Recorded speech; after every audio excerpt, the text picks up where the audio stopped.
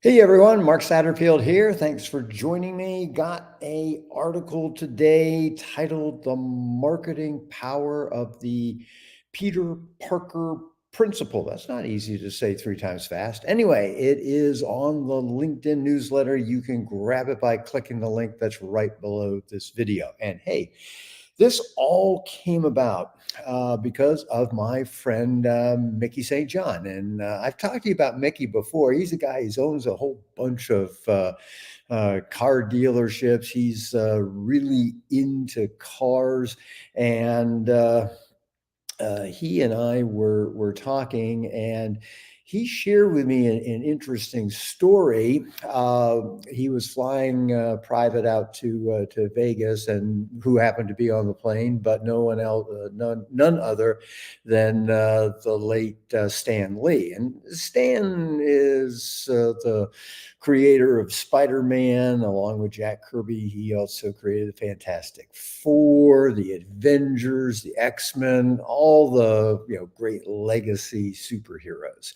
And anyway, so Mickey's talking to Stan Lee, and they're talking about the success of Spider-Man. And Stan made an interesting point. He said, that 80% of the mail that used to come in had nothing to do with Spider-Man, but had everything to do with his alter ego, which was Peter Parker. And fans were absolutely fascinated about Peter Parker's girlfriends and his part-time gig as a photographer and his Aunt May and all this stuff. And Stan Lee was telling my friend Mickey this story, and all of a sudden, Mickey says this was a light bulb moment. And he said, in order to get people to get interested in buying a car from me, I got to get them interested in me. So he went on this tsunami of messaging, talking about his car collection, his wife's car. He's got this cousin who's a total dweeb who started off in sales and has now like worked his way down the food chain to where he's sweeping out one of the dealerships. And Mickey has been pretty relentless. And the interesting thing is these stories have built an enormous connection with his community. And as a result, he sells an awful lot of cars. And he says, this is an interesting marketing lesson that worked well for me. And so when I see other people doing it, it resonates pretty well for me. So if you want to get on Mickey's radar screen or the Mickeys of the world, this is something that you might want to consider doing.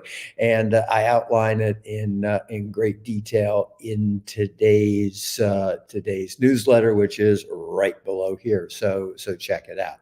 And it's also the topic that I'm taking a deep dive on in this month's Whales Not Minnows video newsletter, which is all about how do we position you as that expert? How do we position you as that, mini celebrity, if you will, that gets people, excited and interested and enthusiastic about what you're doing? And you may say to yourself, hey, I'm a financial analyst. There isn't all that much interesting. Hey, I'm a this. It isn't all that much interesting. Hey, I'm a that. It's not terribly exciting. But I tell you, if Mickey can make car sales interesting, look, anybody can do this. And that's what I'm going to be talking about in terms of precisely how to do it in the two-part program that is coming out on Whales Not Minnows. So please check that out if you haven't already. But most importantly, grab today's article. The link is right below.